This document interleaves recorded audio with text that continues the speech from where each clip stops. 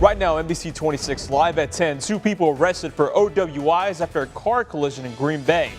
And O.J. Simpson is a free man after spending nearly a decade behind bars. Plus, just in time for the cold weather, a local organization lending a helping hand. Thanks for joining us on this Sunday evening. I'm Mo Hyder. Regina has a night off.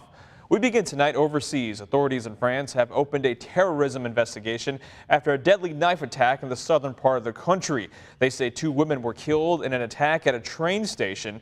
NBC's Lucy Kafanov reports from London.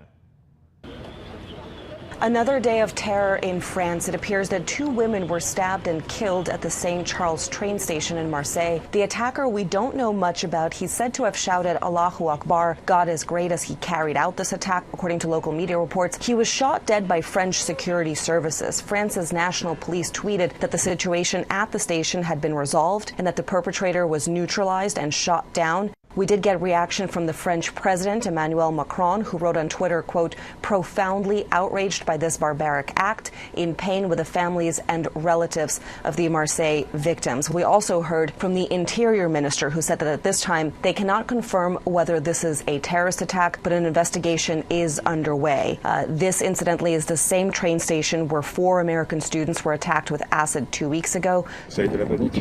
Was there a panic? Yes, it was total panic. We were taken out, but the police, I was surprised, intervened very, very quickly. Today's attack obviously unrelated, but it did see a swift police response, in part because of the Sentinel program that the French president referred to, which does see combat troops patrolling the streets, protecting key sites, all part of France's ongoing state of emergency.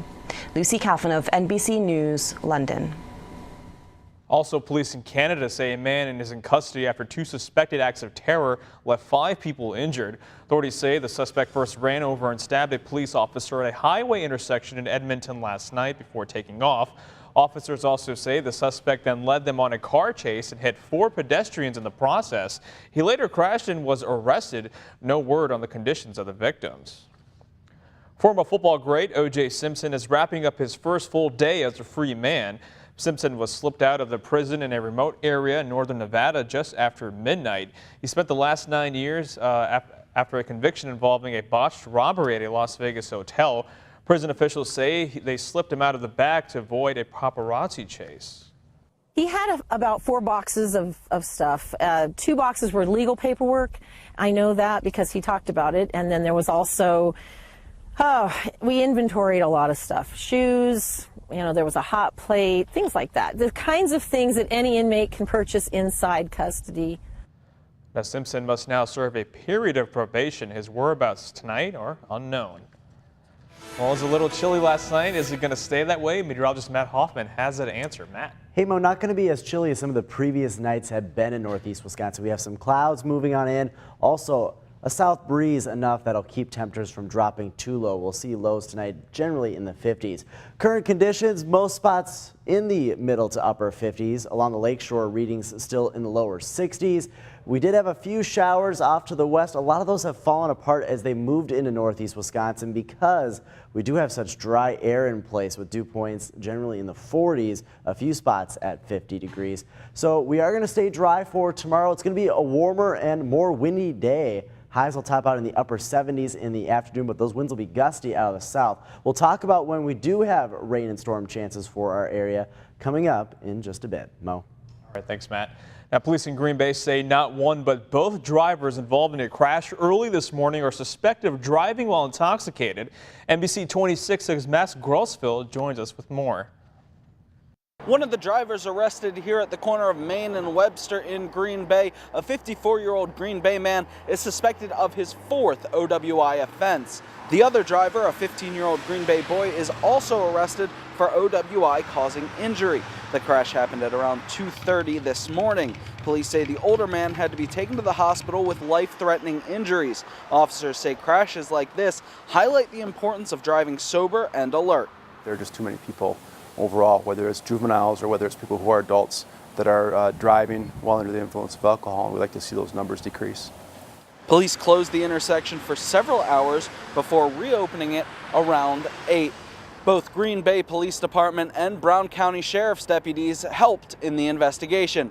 Reporting in Green Bay, Max Grossfeld, NBC 26. A Marinette County man is dead after deputies say his car crashed into some trees.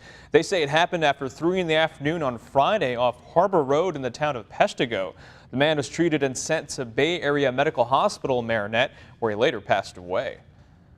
2 people were sent to the hospital after being trapped inside an overturned vehicle. The Winnebago County Sheriff's Office says this happened in the town of Vinland when they responded to a single vehicle rollover accident on County Road A. Crews were able to extricate a 67-year-old man and a 66-year-old woman. Both suffered non-life-threatening injuries. A fire engulfed a house on the 5700 block of County Road R in Rockwood this afternoon. The Rockwood Fire Chief says it started at about 4 o'clock.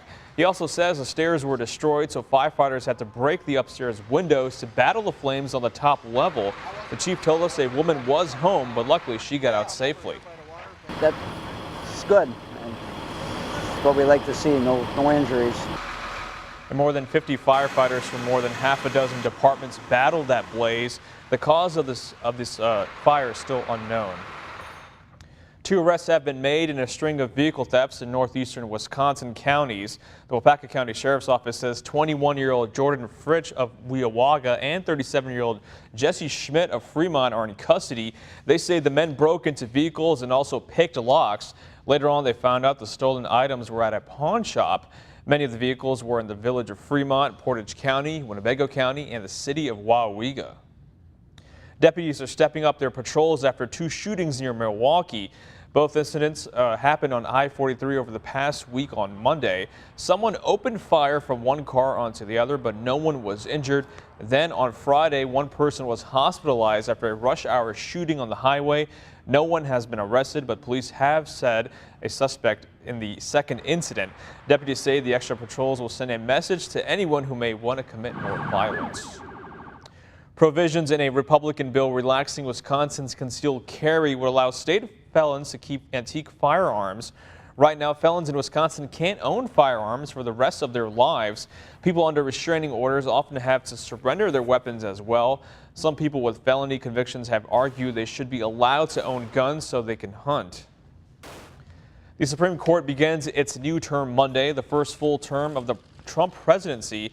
President Donald Trump's travel ban appears likely to disappear from the court's docket, but there's plenty of other high-profile cases left over. There are cases involving gay rights and religious freedoms and the American electorate and the government's ability to track people without search warrants. Well, still ahead on NBC 26 Live at 10, it's something that's part of our daily routine and we don't really think much about it. See how something so simple goes so far. But first, what's the weather looking like for the rest of the weekend? Your forecast coming up next.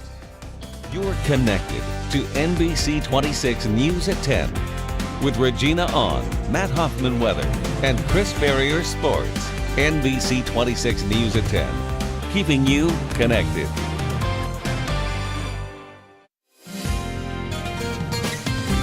And now, your Storm Shield forecast with NBC 26 meteorologist Matt Hoffman. We began a warming trend to start the month of October. Today, a few spots, several spots actually, getting up to 70 degrees or more, and it's going to get even warmer over the next couple of days. Here's a look at current conditions in Green Bay. It's 57 degrees right now, a south wind at 3 miles per hour, so winds have diminished from where they were earlier today. Winds were fairly gusty out of the south, and it's going to get even windier for tomorrow and Tuesday as well. Temperatures this hour, 61 in Sturgeon Bay, 64 in Kewaunee, a little bit warmer along the lake shore, but it's 59 in Oconto, 58 in Shawano, 58 in Waupaca, and 58 degrees currently in Oshkosh. Wind speeds generally fairly light in most spots, a little bit breezier along parts of the lake shore, but we are going to see these winds pick up again tomorrow, gusting up over 25, even over 30 miles per hour, but that's going to lead to a warm up in temperatures and an increase in humidity. But dew points right now are fairly low, and that's why some shower activity has had a problem trying to get a few raindrops in here across northeast Wisconsin. A lot of this has broken up and dried up, but there's still some wet weather towards the Wausau area. Could track in Anago here over the next hour. But that would be about it. Most of us are going to stay dry for tonight. A lot of the activity is going to stay well to the west. We do have a storm system that is towards the plains. You can see a batch of storms through Nebraska as well as South Dakota, but that will stay to our west. And we're going to stay dry for tomorrow and even most of Tuesday before our rain chances arrive here in northeast Wisconsin. We are starting to see that warmer air moving on up into the upper Midwest, and it's going to get only warmer in the next couple of days. Tomorrow, upper 70s, 80s then on Tuesday before it does gradually get cooler through the rest of this work week. Here's a look at your 7-day temperature trend. Notice that warm up 80s on Tuesday, well above average. Our average high 63 degrees, but then by the end of the week those temperatures do fall back down closer to our average. Now tomorrow we are going to start to see those dew points creeping up, still fairly comfortable, but then look what happens on Tuesday. Dew points start to climb into the 60s, so it is going to start to get a little bit sticky out there, and temperatures will be warm as well. Following that cold front passage, we do start to see that drier air move back in for Wednesday into Thursday. Your 24-hour planner, highs topping out mid-upper 70s for tomorrow. It's going to be very windy as well. Here's a look at SkyCast. Staying dry as we head into tomorrow. Look for a mix of clouds and some sunshine, and then we'll start to clear things out a bit as we head into tomorrow night. Notice all the stormy weather across Minnesota. That will stay to our west. But then things change late in the day on Tuesday into Tuesday night. Rain and storms will start to push on in to northeast Wisconsin. Severe threat, though, looks fairly low. Rainfall amounts will range from anywhere around 1/4 of an inch to some spots picking up around 1/2 an inch. Your forecast tonight down to 54, mostly cloudy, maybe a few sprinkles possible. And then for tomorrow up to 78, partly sunny, warm and windy, and that warmer weather only gets warmer for your Tuesday. But then notice temperatures do gradually start to fall back down. We're going to have some rain and storms arrive later in the day Tuesday, still lingering into Wednesday, and then we'll dry out for Thursday and Friday. Possibly some more wet weather that we'll have to keep an eye on for next weekend too. Yeah, I'm liking Monday, I'm liking Friday. It's in between. We gotta, you just gotta get through. Yeah. All right, thanks so much, Matt. Well, it's something ahead, something that's part of our daily routine, and we don't think about it much. See how something so simple can go so far. Welcome back. It's something many of us don't think about when we're getting ready in the morning, but for some, it could also go a long way. Leadership Green Bay is collecting socks to donate to adults and children who need them in the first annual Sock 'em Green Bay Sock Drive. The goal is to give them to different shelters and programs in the area. Socks tend to be one of the least donated but most needed items for these shelters. So as a team, we decided to do something that hasn't been done in this community and meet a need that's not being met at this time. And new socks will be collected from October 1st through October 8th. If you'd like to donate, just head to the Brown County Library in downtown, the Children's Museum, or the Greater Green Bay Chamber. With the cold weather on its way, many are in need of coats, and there's a way you can help. The Salvation Army of Manitowoc is having its annual Coats for Kids drive.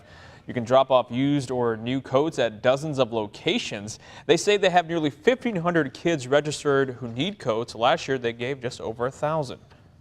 It's a need because the kids walk to school with a sweatshirt on. We get calls from the schools saying, "Can you help?"